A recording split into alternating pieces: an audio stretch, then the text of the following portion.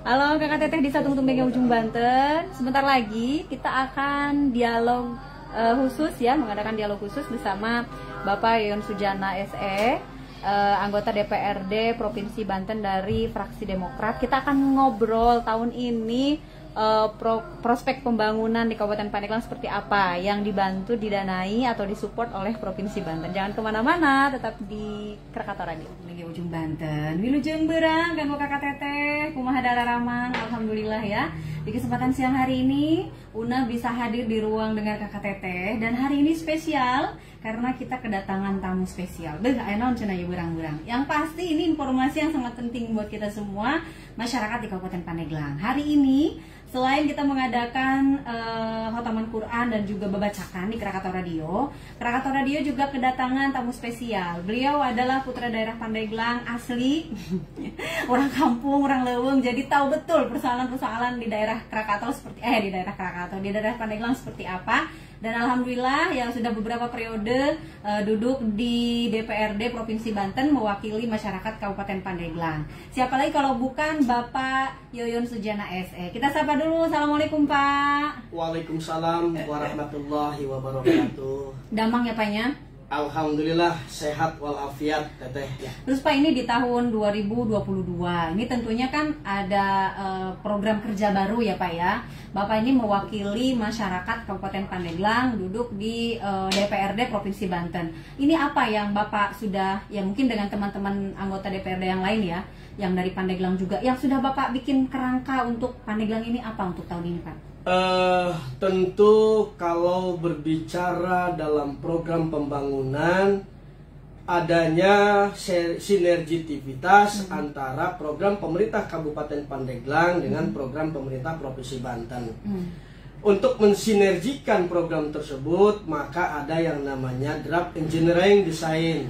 Nah, jadi desain untuk membangun wilayah Kabupaten Pandeglang ini apa saja tentu harus disampaikan pula kepada pemerintah Provinsi Banten. Karena apa? Karena ada yang bisa dilakukan langsung dibangun, direncanakan, dibuat DED-nya oleh pemerintah Provinsi Banten, ada juga yang tidak bisa. Oh gitu. Nah, bagi yang tidak bisa dilakukan oleh pemerintah Provinsi Banten, maka kami pemerintah Provinsi Banten memberikan bantuan keuangan, uang tunai kepada pemerintah Kabupaten Pandeglang. Nah, bantuan keuangan atau bantuan uang tunai yang digelontorkan melalui rekening pemerintah Provinsi Banten ke rekening pemerintah Kabupaten Pandeglang sesuai dengan regulasi, sudah mendapat persetujuan anggota DPR Provinsi Banten dan pemerintah Provinsi Banten, maka uang tersebut ditransfer kepada pemerintah daerah Kabupaten Pandeglang, kepada pemerintah daerah Kabupaten Kota Seprovinsi Banten, untuk mengcover kepentingan-kepentingan, kebutuhan-kebutuhan masyarakat yang tidak bisa dilakukan langsung oleh pemerintah Provinsi Banten. Dan alhamdulillah selama saya menjadi anggota DPRD di Provinsi Banten atau wakil rakyat di Provinsi Banten dari fraksi Partai Demokrat, kami Pemprov Banten itu kurang lebih sudah sekitar 500 miliar. Wow. Selama saya menjadi anggota DPR. Ini tahun ke-7 ini. Tahun ke-7 ini kurang lebih 500 miliar. Dan 500 miliar itu memang tidak diberikan sekaligus. Bertahap ya Pak ya? Tahun ini ada 40 sekian miliar, tahun berikutnya ada 60, tahun berikutnya ada 90. Jadi secara berjenjang, include sampai hari ini bantuan pemerintah Provinsi Banten sejak saya menjadi wakil rakyat kurang lebih 500 miliar diberikan bantuan keuangan kepada Pemda Kabupaten Pandeglang untuk mengcover semua kebutuhan-kebutuhan yang direncanakan, didesain oleh pemerintah kabupaten. Oke, jadi supporting sifatnya Pak ya. Tapi kemarin-kemarin kan beredar tuh rame-rame katanya Pandeglang bantuannya paling sedikit seprovinsi Banten. Itu kenapa dan seperti apa sebenarnya mekanismenya Pak? Sudah saya sampaikan kepada Ibu Bupati kita bahwa untuk mendapatkan bantuan yang sesuai harapan masyarakat Pandeglang yang diwakili oleh Ibu Bupati atau yang dipimpin oleh Ibu Bupati atau dinas-dinas terkait yang mengusulkan ke sana, saya sudah sarankan bahwa harus disertai dengan DED. Jadi uang yang dipinta ke Pemprov Banten itu untuk apa saja, harus kan? detail gitu Nah, ya. harus detail.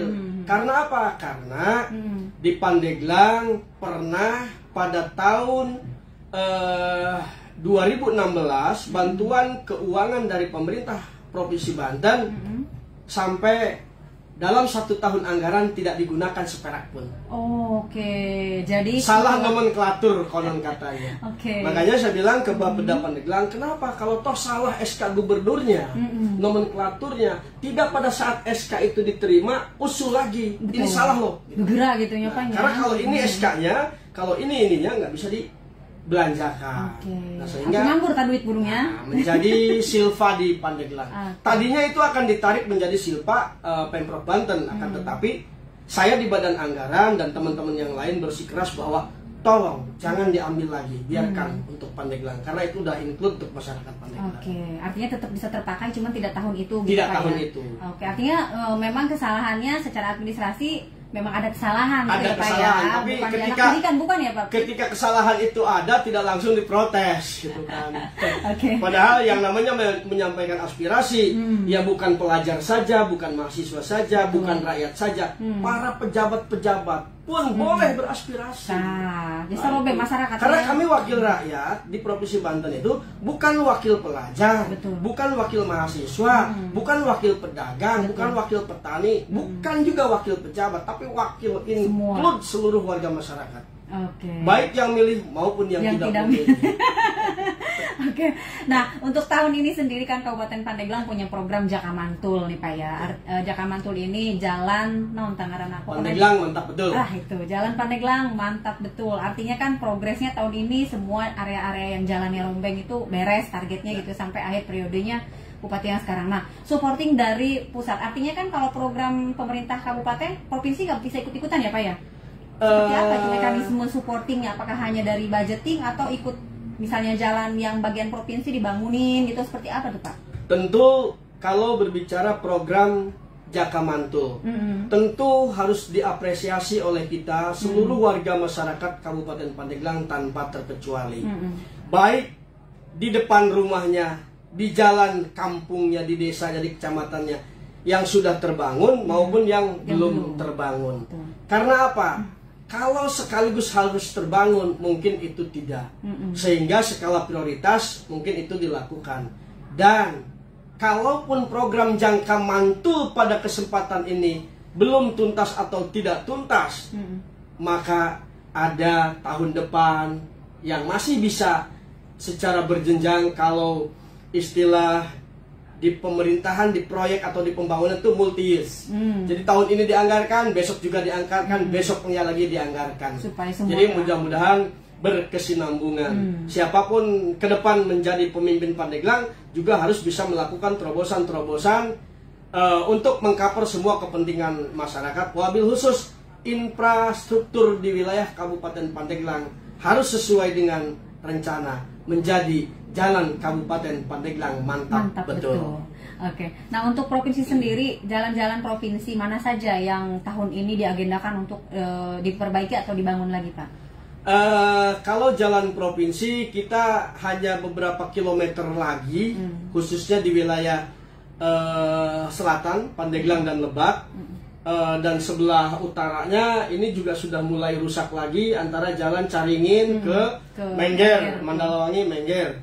Dan insya Allah itu juga targetan di tahun ini sudah dianggarkan untuk dibangun.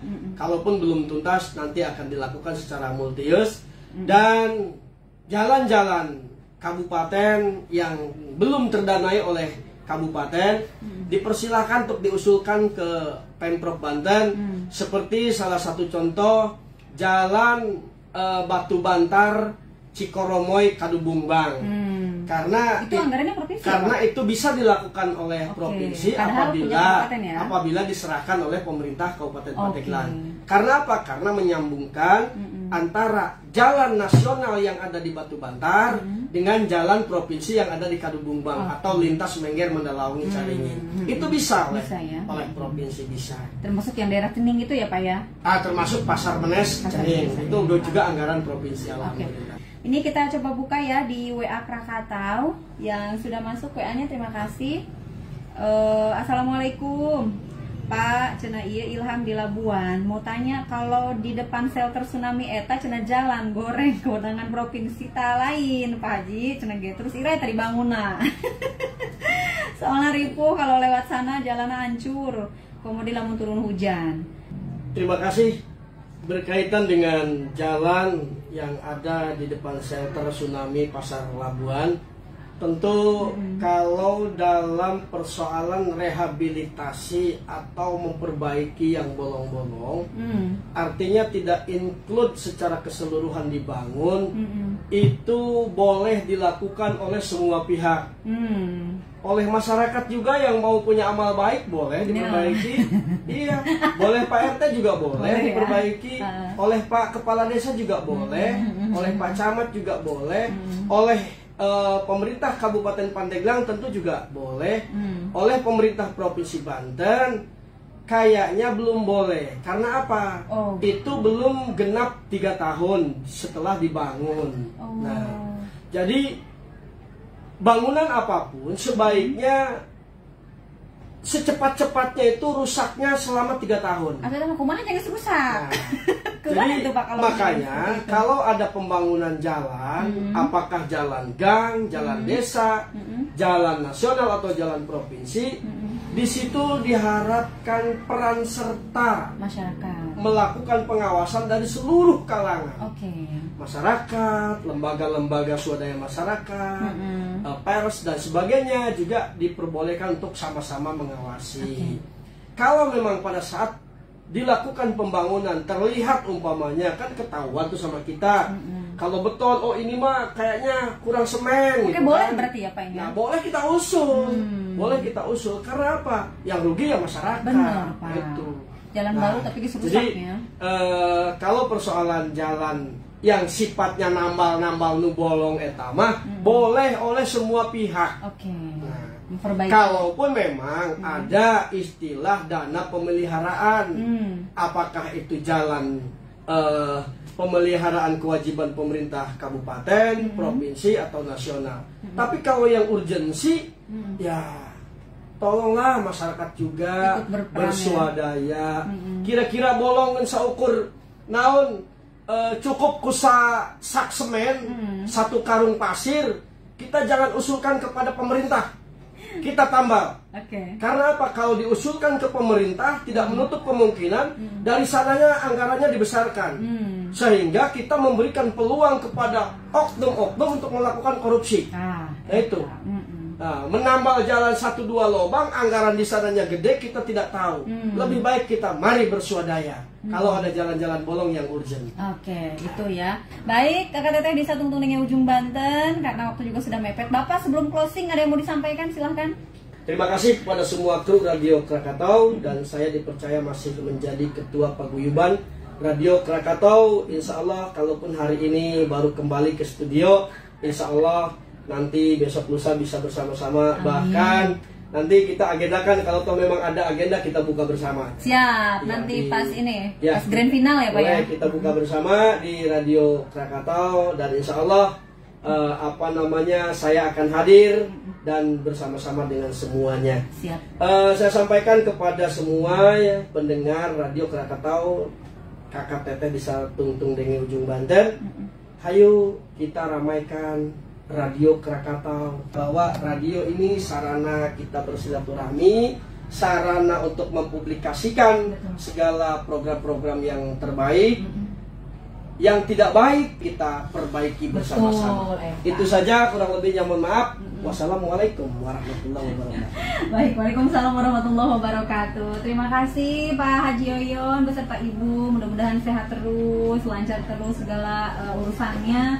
Dan yang paling penting adalah diberikan kesehatan ya, keberkahan rezeki juga. agar tentunya juga tetap bisa memberikan manfaat untuk orang banyak ya. Baik kakak teteh di Satung Tumbeng Ujung Banten, terima kasih ya yang sudah panteng baik juga langsung di radio atau juga melalui Facebook Krakatau Radio, dan semoga obrolan kita bermanfaat. Tentunya insya Allah ini bermanfaat dan memberikan informasi yang cerdas di siang hari ini. Nu tecan mam gremam lalu lulus.